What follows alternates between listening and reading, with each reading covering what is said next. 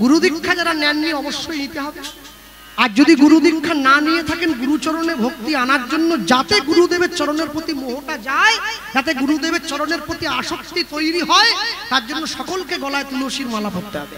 কেউ বাদ থাকবেন না, সবাই পরবে। আমি ভরা সময় প্রচার করে গেলাম। অনেকে বলে দাদা আমি যে আমিষ খাই, খান না, যার যা মন চাই তাই খাবেন, তুলসীর মালা গলায়। আকাশের শোভা চাঁদ, চাঁদের শোভা তারা, বৃন্দাবনে কৃষ্ণ শোভা, নদিয়ার শোভা গোরা, গ্রামের শোভা বাড়ি আর রাস্তার শোভা গাড়ি, মুসলমানের শোভা তার বড় বড় দাড়ি। বাঙালি হিন্দুরা সংসারে পড়ে ভোগ করে কত জ্বালা, তবু তারা গলায় দেয় না দুফে তুলসীর মালা। মালা পরবেন, সকলে পরবেন। যারা আমিষ খাচ্ছেন মালাটা কণ্ঠের সঙ্গে লাগিয়ে পড়বেন না, নামিয়ে পড়বেন। আর যারা নিরামিষ সেবা করেন মালাটা কণ্ঠের সঙ্গে লাগিয়ে পড়বেন। কেন পড়তে বলছি জানেন? লাইনে দাঁড়ান, তবে তো ডাক পাবেন। মালা প্রত্যেকে পড়বেন। তুলসীর হার জেনা পরে ছাড়, বৃথা জন্ম গেল তার। তুলসীর মালা সকলকে পড়তে হবে। রঘুনাথ দাসকে তুলে ধরে গুরুদেব বক্ষ মাঠে জড়িয়ে ধরে বলে উঠছেন, আচ্ছা রঘুনাথ, তুমি যে এত ভালো ভালো কথাগুলো আমায় জড়িয়ে ধরে বললে, বাবা আমায় বলতে পারো এত ভালো ভালো কথাগুলো তোমায় কে শিখিয়ে দিয়েছে? গুরুদেব বলছে, আগে যে রঘুনাথকে বলছে, রঘুনাথ বলছে আগে গুরুদেব আমাকে কেউ শিখিয়ে দেয়নি। তাহলে কেউ যদি না শেখায় তুমি এমনি এমনি বলে দিলে? না, মানে বলছিলাম কি, আপনাকে দেখা মাত্র এই কথাগুলো মন থেকে এসে গেছে, তাই তুমি আমার আশ্রমে থাকবে। আগে থাকবো, পড়াশোনা করবে, করবো, কাজ করবে, করবো। কি কাজ করবে আপনি যা বলবেন। তোমার ইচ্ছে কি শুনি? আমার ইচ্ছে ভগবানের জন্য মালা গাঁথবো, ফুল তুলবো, ঠাকুরের সেবা করব, মন্দিরটা পরিষ্কার করব। আস্তে উঠন্তি মূল পত্রে চেনা যায়, অন্য কোনো কাজ নয়, ভগবানের সেবা করবে বলছে। আর যেই কথা বলেছে, এই কথা বলা মাত্র রঘুনাথ দাসকে আশ্রমে রেখে দিয়ে বাবা জ্যাঠা নিজের বাড়িতে ফিরে গিয়েছে। রঘুনাথ দাস আশ্রমে রইল। সেই আশ্রমে একদিনকে আসছে কে? নামাচার্য ছিল ঠাকুর হরিদাস। সকল ছাত্ররা ছুটে গিয়েছে, রঘুনাথ দাসও গিয়েছে। আর গিয়ে সকলের সামনে বসেছে। হরিদাস ঠাকুর এসে বসেছে। আর বসে কি বলছেন জানেন? শোনো, রাধা কৃষ্ণ মিলিত যাকে তোমরা বুঝে দেখেছো, সেই মানুষটাই কলিতে গৌর হয়ে এসেছে। হরিদাস ঠাকুর বলছে সকলের সামনে বসে কি বলতে। আর রঘুনাথ দাস হরিদাস ঠাকুরের বদন পানে এক দৃষ্টে তাকিয়ে আছে, মুখের দিকে তাকিয়ে রয়েছে এক দৃষ্টে। আর হরিদাস ঠাকুর বলছে রঘুনাথ দাসের সামনে বসে কি বলছে? এসেছে ব্রজের বাঁকা, এসেছে ব্রজের বাঁকা, কালো সখা, কালো সখা, আয় তোরা দেখবি যায়, দেখবি যায় তোদের এই সোনার নদী। কে কে পায়ে পড়লো? কে? হরিদাস ঠাকুর পায়ের দিকে তাকিয়ে দেখছে ছোট একটা ছেলে চরণটা জড়িয়ে ধরে বলছে আমি তোমার হলাম। ঠাকুর আমার নাম রঘুনাথ। এ কি? কে তুমি? আমি হিরণ্য গোবর্ধন দাসের একমাত্র উত্তর। ও তুমি সেই জমিদারের ছেলে, আমাকে তোমার কথা বলেছিল তোমার গুরুদেব, তুমি আমার পায়ে পড়লে বাবা। হ্যাঁ ঠাকুর, আজ থেকে আমি তোমার হয়ে গেলাম। না না, আমার হয়ে গেলাম বললেই কি হয় ঠাকুর? আমি তো আমার নামটা বললাম, তুমি তো তোমার নামটা বললে না। ওরে পাগল, আমার নাম হরিদাস। বাহ, এই জগতে সবাই মায়ার দাস, গাড়ি বাড়ির দাস, বিষয় সম্পত্তির দাস, ছেলে মেয়ের দাস, স্ত্রী পুত্রের দাস, তুমি কিনা হরির দাস। আমার বড় ভালো লেগেছে তোমায় জানো। যাকে দেখিলে মুখে আসে কৃষ্ণ নাম, জানিবে সেই বৈষ্ণব তাকে করিবে প্রণাম। কিবা বিপ্র কিবা নেশী শূদ্র কেন নয়, যেই কৃষ্ণ তত্ত্ববেত্তা সেই গুরু হয়। চরণটা জড়িয়ে ধরেছে। ঠাকুর আমাকে তোমার সঙ্গে নিয়ে চলো না। রঘুনাথ তুমি তো জমিদারের ছেলে, গাড়ি বাড়ি বিষয় সম্পত্তি সুখ বিলাস বৈভব ত্যাগ করে তুমি আমার মতো ভিখিরি ফকিরের সঙ্গে দিন কাটাবে। রঘুনাথ তোমার কষ্ট হবে বাবা। না ঠাকুর, আমি আবেগ দিয়ে বলি নাই, আমি বিবেক দিয়ে বলেছি। বেশ, একদিনের জন্য যদি আমি গৌরকে ভালোবেসে থাকি, একদিনের জন্য যদি গৌরকে আপন করে থাকি, আমি হরিদাস তোমার মাথায় হাত দিয়ে আশীর্বাদ করলাম। জীবনের সঠিক লগ্নে আমার গৌর তোমায় কৃপা করে তার নিজের চরণ তলে জায়গা দিয়ে দেবে। হরিদাস কৃপা কইলা রঘুনাথের উপরে, রঘুনাথের উপরে সেই কৃপার কারণ হইল চৈতন্য চরণ পাইবারে, চৈতন্য চরণ পাইবারে। যার সৎ গুণে গোসাই রঘুনাথ দাস, রঘুনাথ চৈতন্যে জন্মাইল ভক্তি, জন্মাইল ভক্তি, জন্মাইল বিশ্বাস, জন্মাইল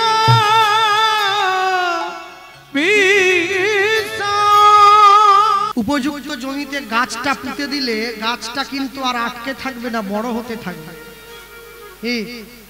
হরিদাস ঠাকুর উপযুক্ত জমিতে গাছটা পুঁতে দিয়ে চলে গিয়েছেন। মহন্তের স্বভাব হয় তরিতে পামর, নিজ কার্য নাই তবু জান তার ঘর। যেই আশীর্বাদ করে দিয়ে চলে গেছে, রঘুনাথের অন্তরে গৌরের জন্য প্রেম একটু একটু করে বাড়ছে। যতদিন যায়, রাত যায়, শুধু গৌর গৌর গৌর গৌর বলে বলে রঘুনাথের অন্তরে গৌরের জন্য শূন্য হতে লাগলো অন্তর। কখন যাব, কিভাবে যাব, কেমন করে তার চরণে যাব। বিদ্যা শিক্ষা সমাপন করে রঘুনাথ দাস নিজের গৃহে ফিরে এসেছে। বাবা জ্যাঠা দেখছে আমাদের ছেলেটা এত চঞ্চল ছিল, এত শান্ত হয়ে গেল কি করে। রঘুনাথ, কি হয়েছে তোমার? কাছে থেকে জিজ্ঞাসা করছে। ও রঘুনাথ, আমাকে বলো, আমি তোমার বাবা, আমি তোমার জ্যাঠা, আমাদের বলো না কি হয়েছে তোমার, বলো না। বাবা বাবা আমি আমি আমি গৌর চরণে যাব। চমকে উঠল।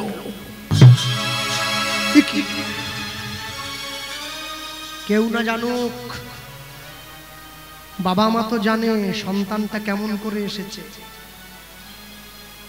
মা জানে বাপ, আর মন চেনে পাপ। সন্তানের প্রকৃত বাবাকে এটা মা জানে। আর রাতের অন্ধকারে দাঁড়িয়েও পাপ করলে মন জেনে যায় কাজটা ভালো হয়নি, পাপ হয়ে গেল। বাবা জ্যাঠার মনে ভয় হলো, তাহলে কি আমাদের ছেলেটা সত্যি সত্যি ঘর ছেড়ে দিয়ে চলে যাবে গৌর চরণে? হ্যাঁ, চলে যাবে। আর না না না, রঘুনাথকে সংসারে ফেরাতেই হবে। রঘুনাথ, না বাবা, এই বয়সে এই কথা বলতে নেই বাবা। না না, শোনো শোনো, মনকে বিচলিত করো না। তুমি আমাদের একমাত্র এই রাজ্য সেবায় মন দাও, মানুষের সেবা করো। মনে ভাবছে কে? রঘুনাথ দাসের বাবা। কি করতে হবে? সংসারে মনটা বসাবার জন্য রঘুনাথকে একটা বিয়ে দিয়ে দিলে কেমন হয়? সুন্দরী একটা স্ত্রী ঘরে এনে দিলে রঘুনাথ তার মুখটা দেখলে সংসারটা মনে নিয়ে একবারে মেয়েটার মুখের দিকে তাকিয়ে রঘুনাথ গৌর ভুলে যাবে, গৌর ভুলে যাবে, রঘুনাথ গৌরাঙ্গ ভুলিবে, গৌরাঙ্গ ভুলিবে, গৌরাঙ্গ ভুলিবে, গৌরাঙ্গ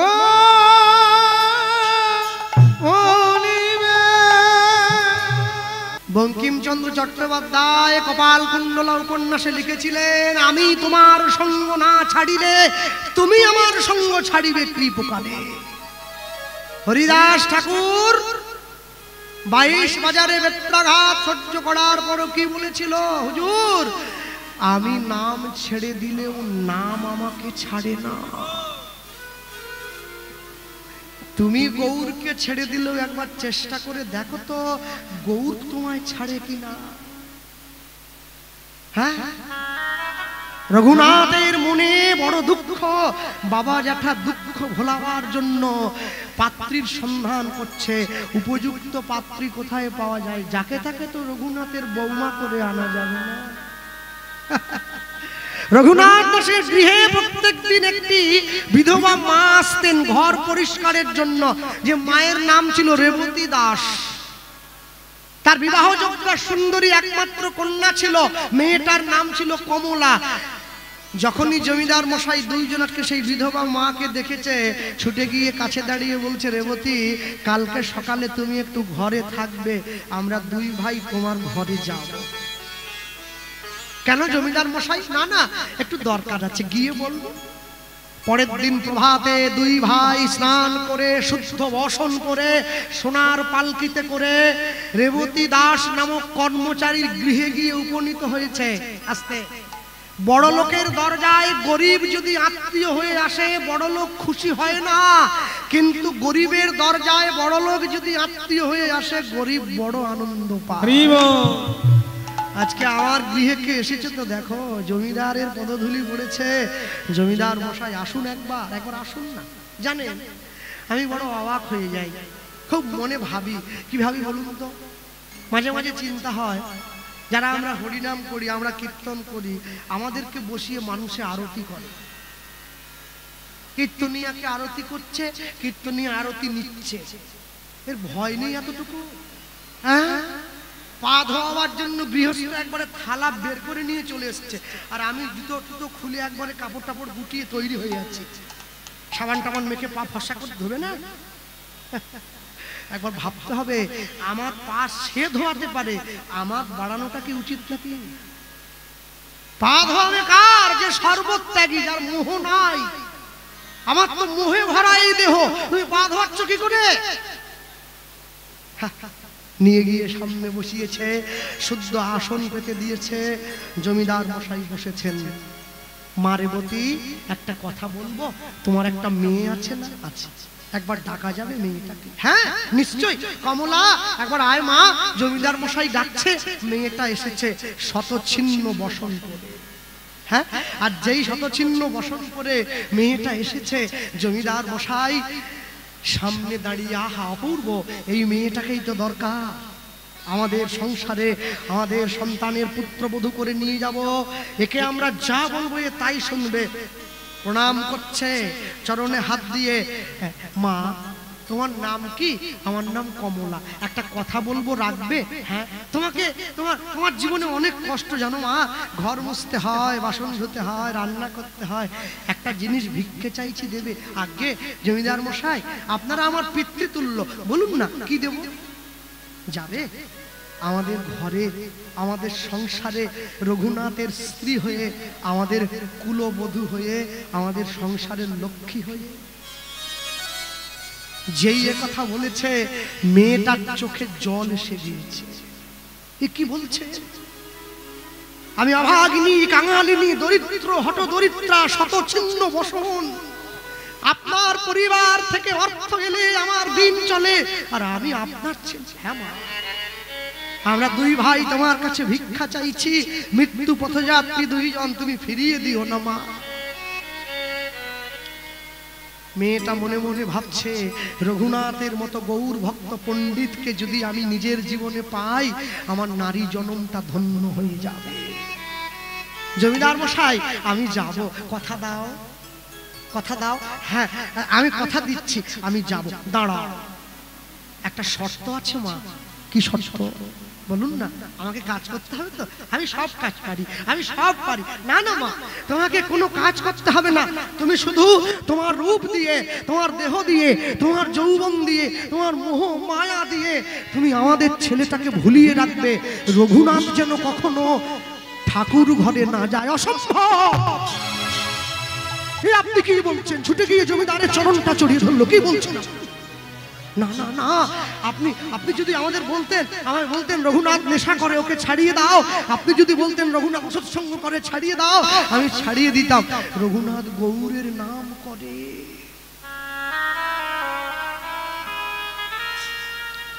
মদের নেশা, বিড়ির নেশা ধরলে কাউকে ছাড়ে। গৌর প্রেমের নেশা কাউকে যদি ধরে, তাকে কি রাখা যায় মায়ার সংসারে? মা, তুমি যে কথা দিলে মা, আমায় কথা দাও, কথা দাও, আমার ছুঁয়ে কথা দাও। তুমি আমাদের ঘরে, আমরা মেয়েটা বুঝে নিয়েছে।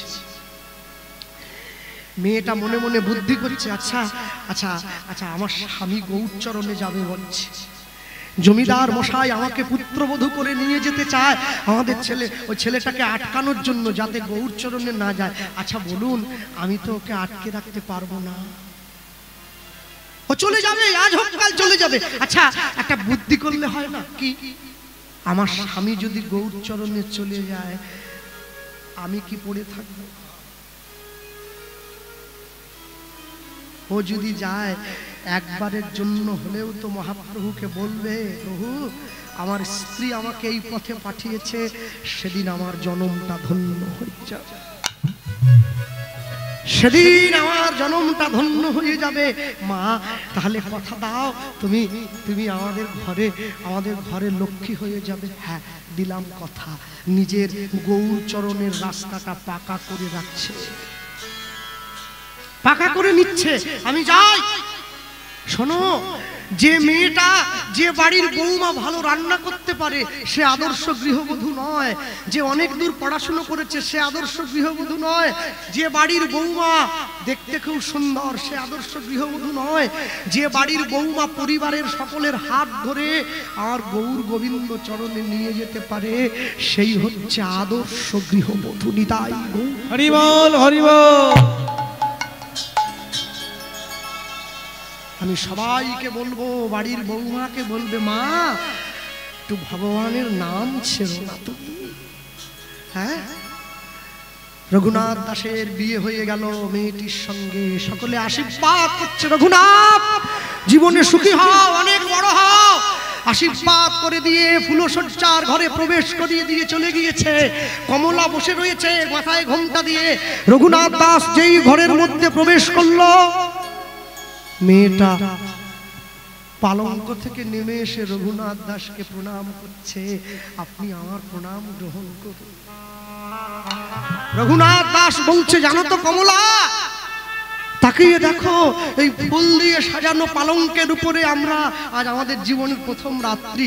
জানো তো, শোনো, মানুষ যেদিন ফুলের উপরে ঘুমায় তার ফুলসজ্জা হয়, আর ফুল যেদিন মানুষের উপরে ঘুমায় তার অন্তিম সজ্জা হয়। বলো তুমি কোনটা চাও? তুমি কোনটা চাও? স্বামী আমি চাই কি জানো, এই ফুলটা মালা হয়ে আমার গলায় থাকবে সারা জীবন। রঘুনাথ দাস হাতটা বাড়িয়ে দিয়েছে, আমায় কিছু দেবে না ফুলসজ্জার রাত্রিতে? তুমি তো জমিদার, তোমায় কি দেবো আমি? আমার কি আছে তোমায় দেওয়ার মতো? একটা জিনিস আছে, কি জানো, নারী জাতির জীবনের সব থেকে উল্লেখযোগ্য বস্তু হলো তার সম্মান। এই সৎ চরিত্র আজ থেকে আমি তোমার হাতে তুলে দিলাম। আচ্ছা, তুমি কিচ্ছু চাই না, আর আমি শুধু চাই, যেই রঘুনাথ দাস হাতটা বাড়িয়ে দিয়েছে, রঘুনাথ দাস বলছে, আমি তোমার কাছে আরেকটা জিনিস চাইবো, দেবে? কি জিনিস? তোমার সম্মান রক্ষা যেমন আমি করব, আমাকেও তো উচিত তোমার কিছু দেওয়া। বলো না, কি কি দেবে তুমি স্বামী? কি আমাকে সোনা দানা দেবে, গয়নাগাটি? না, ওসব তো তোমার, সব তুমি নিয়ে নাও, আমার শুধু একটা অনুমতি দিবে। কি অনুমতি? ওই যে আমি গৌর বদন করি ধারণ চাইছে। যত চাইছে রঘুনাথ দাসের স্ত্রীর পায়ের তলা থেকে মাটিটা সরে যাচ্ছে। যেই ভয়টা পেয়েছিলাম সেই ভয়টা চেয়ে বসলো, গৌর বদন করি ধারণ রাখবো হিয়া মাঝে, গৌরাঙ্গে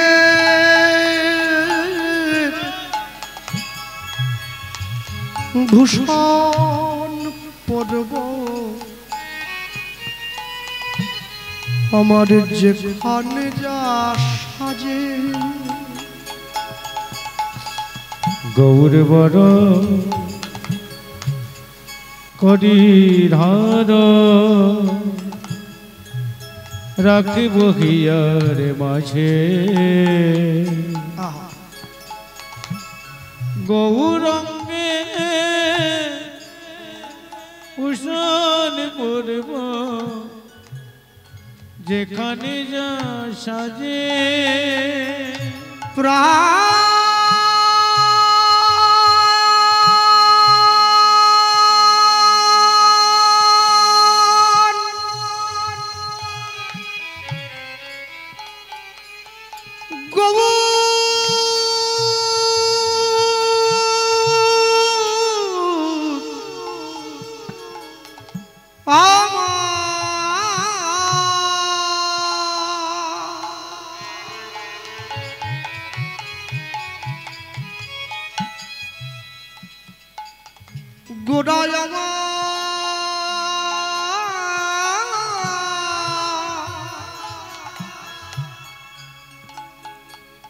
গোড়ায়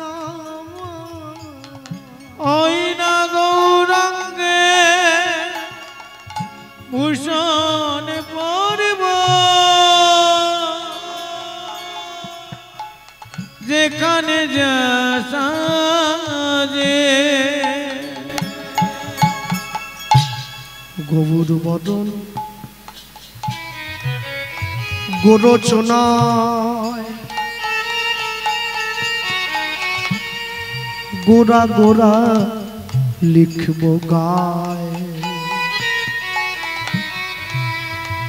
যদি ৭ নক্ষত্রে বৃষ্টি হয় না, সেই বৃষ্টির জল যদি হাতির মাথায় পড়ে তবে গজমতি সৃষ্টি হয়। সেই বৃষ্টির জল যদি বাঁশের মধ্যে পড়ে বংশলোচনের জন্য, সেই বৃষ্টির জল হরিণের নাভিতে পড়লে কস্তুরীর জন্ম হয়। সেই বৃষ্টির জল ঝিনুকের মধ্যে পড়লে মুক্ত সৃষ্টি হয়। সেই বৃষ্টির জল সাপের মাথায় পড়লে মণির সৃষ্টি হয়। সেই বৃষ্টির জল গরুর শিঙের মাথায় পড়লে গোরচনার জন্ম হয়। সেই গোরচনা দিয়ে লিখব গৌর বদন গোরচনা গোরা গোরা লিখব গায়। গৌর বলে আমি ভেসে যাব সেই সোনার নদিয়া। আমি গৌর বলে ভেসে যাব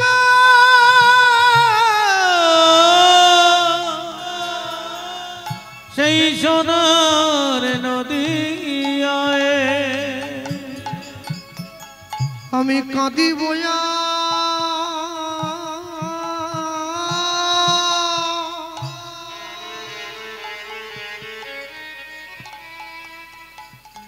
কাঁদাইব, আমি কাঁদিব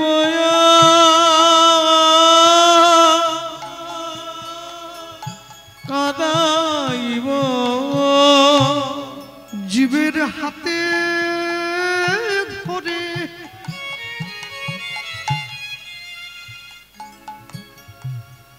ওই পায়ে জড়ায়ে ধরে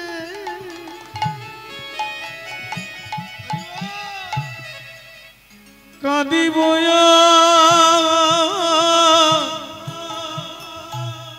কাঁদাইব ওই হাতে ধরে পায়ে ধরে কাঁদিব কাঁদাইব ওই না ধুলা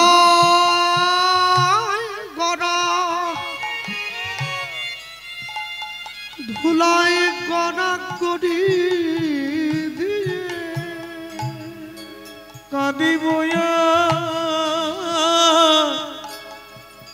কাঁদাইব।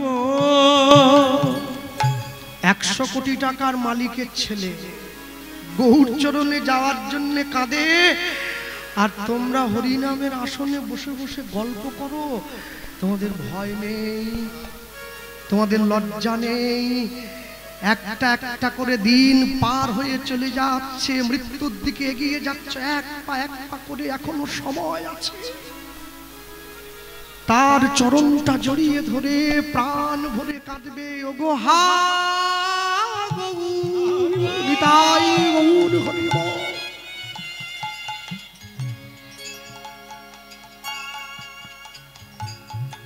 প্রাণ গৌর বলে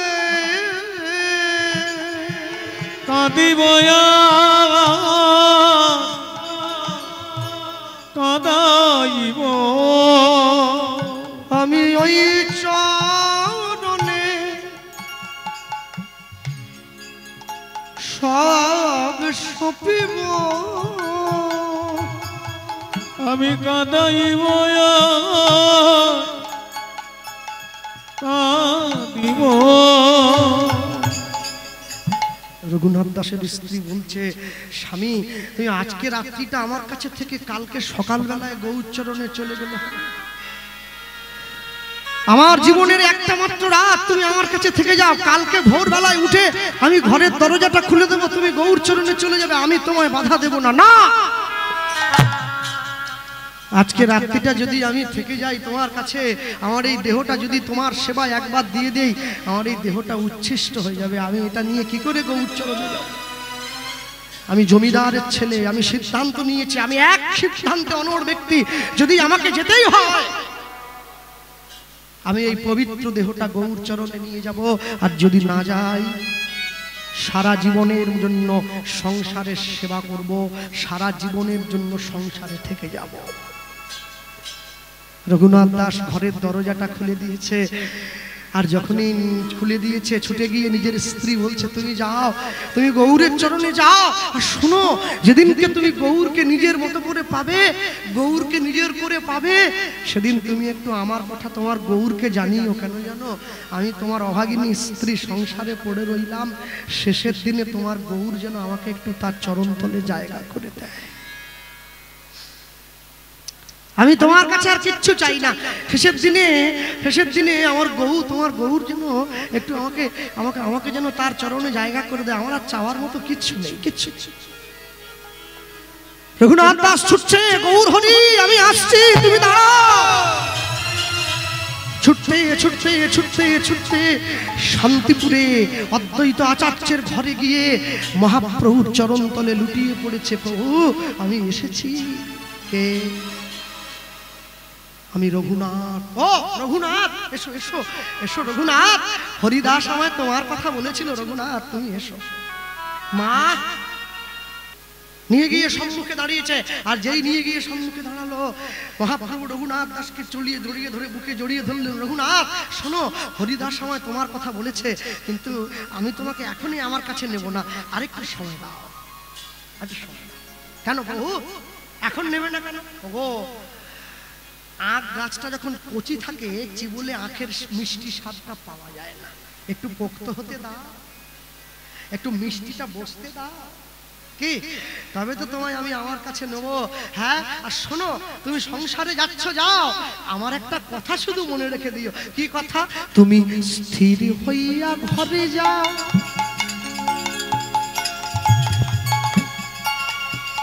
না হয় বাতুল, বেশি কথা বলবে না। রঘুনাথ ক্রমে ক্রমে পাই লোকে ভাব সিন্ধুর কুল। ধ্বনি স্থির হইয়া ঘরে যাও,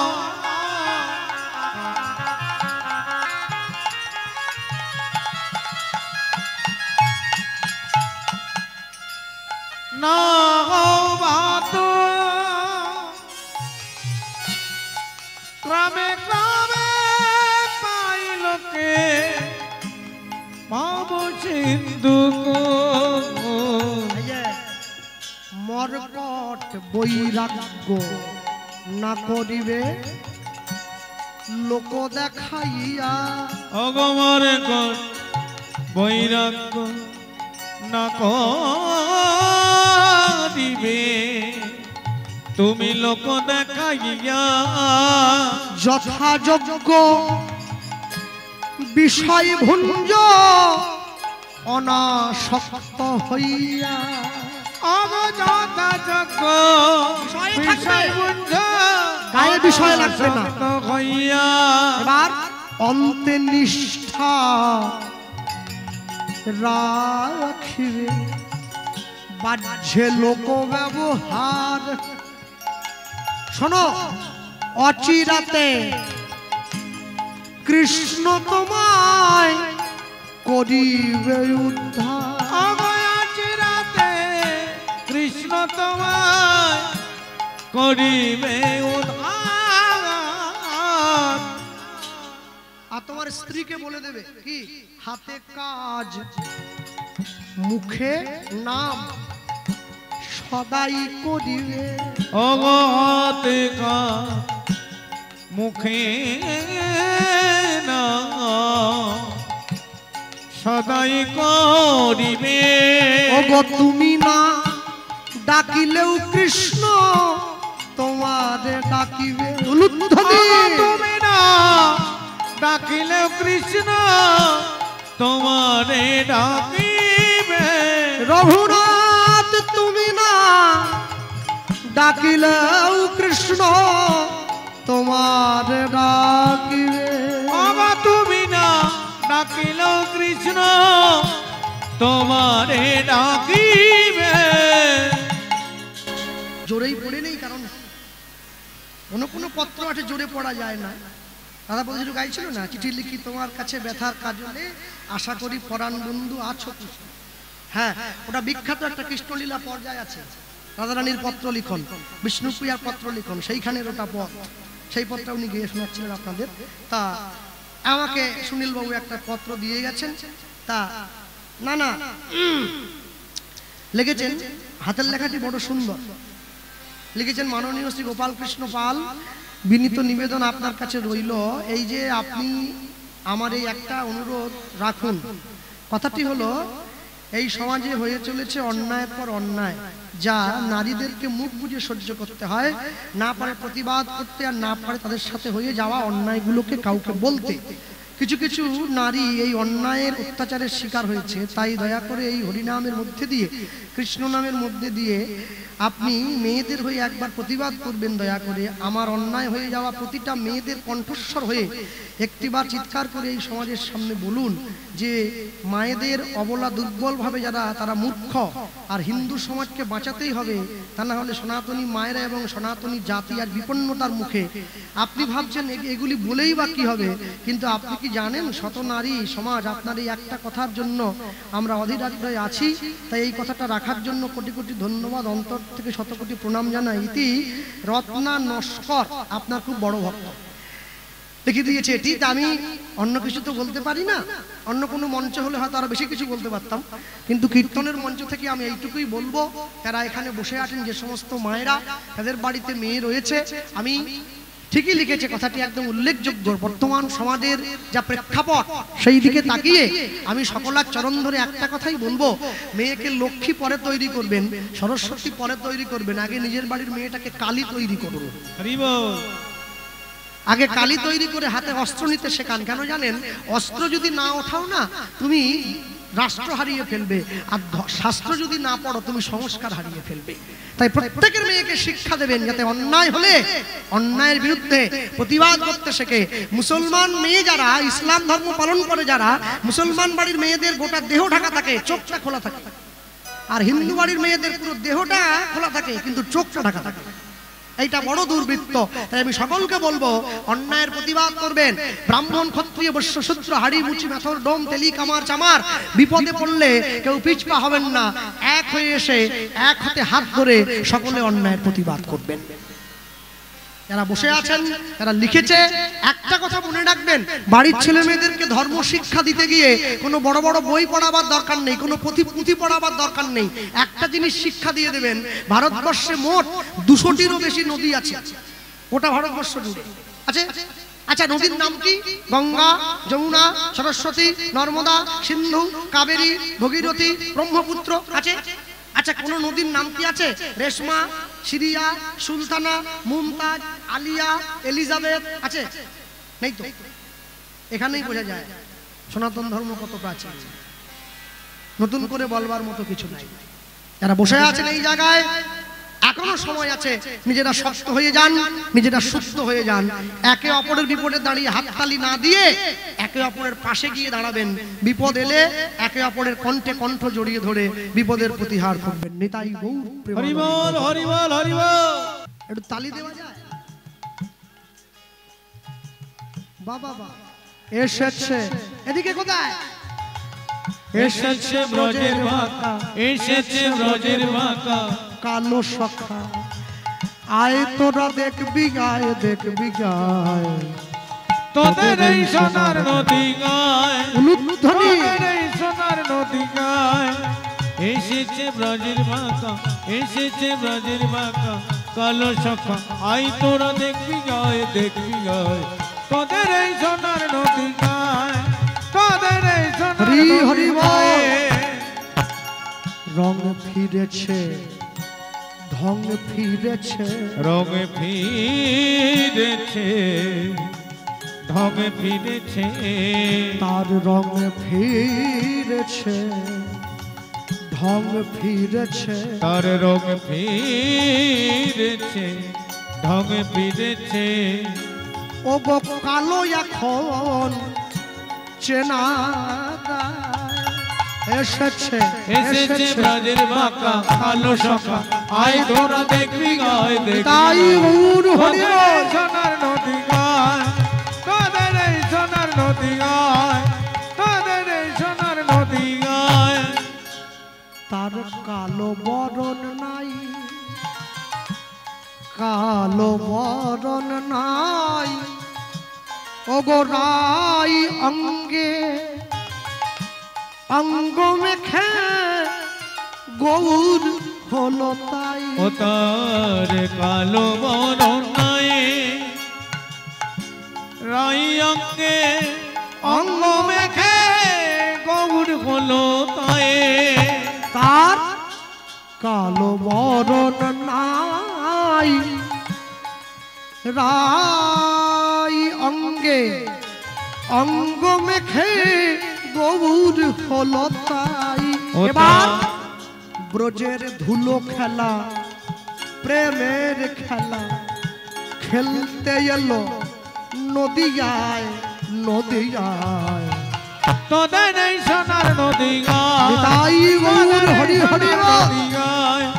এসেছে ব্রজের বাঁকা, এসেছে ব্রজের বাঁকা, কালো সখা আই তোরা দেখবি গায়, দেখবি গায়। তোদের এই সোনার নদী গায়, তোদের এই সোনার নদী গায়, তোদের এই সোনার নদী গায়ে। শ্যাম রাধা প্রেমে ঋণী হয়েছে, ওগো হাতের বাঁশি কেড়ে স্বামীর বিদায় দিয়েছে। রাধা প্রেমে ঋণী হয়েছে, হাতের বাঁশি কেড়ে নিয়ে সামনে বিদায় দিয়েছে। এখন বাঁশি নাই আর সাধবে কিসে, হাত তুলে তাই গুণ গায়, প্রেম গায়। তোদের এই নিতাই সোনার নদী গৌর গায়, হরি বল। তোদের এই সোনার নদী গায়। এসেছে ব্রজের বাঁকা, এসেছে ব্রজের বাঁকা, কালো সখা আই তোরা দেখবি গায়, দেখবি গায়। তোদের এই সোনার নদী গায়, তোদের এই সোনার নদী গায়, তোদের এই সোনার নদী গায়ে। এই মহাজন পদ যার লেখা, তিনি অন্য কেউ নয়, মালদা জেলা রামকেলি নিবাসী দাস বিশ্বরূপে কয়। হ্যাঁ, এটা বিশ্বরূপ দাস ঠাকুর মশাইয়ের পদ।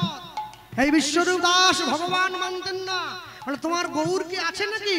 আর যেই বলেছে ভগবান আছে কিনা, এই কথা বলা মাত্র নিজের স্ত্রী বলছে, শোনো, যদি গৌর সত্যি সত্যি থেকে থাকে, কালকে সকালে আমাদের বাড়ির সামনে যে পুকুরটা আছে না, পুকুরের জলটা চিনির মতো মিষ্টি হয়ে যায়।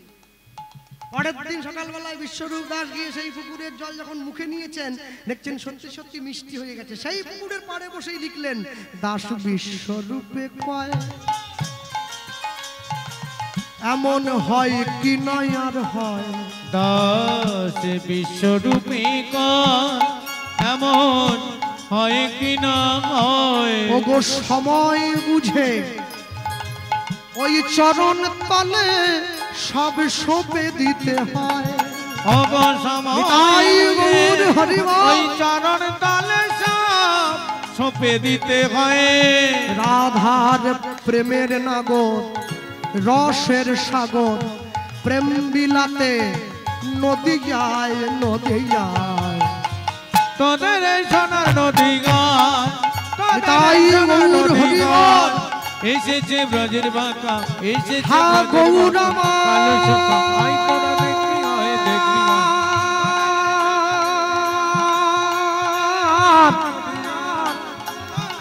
করুণা করো, এই জগজনে কৃপা করো, কৃপাময় কৃপা করো।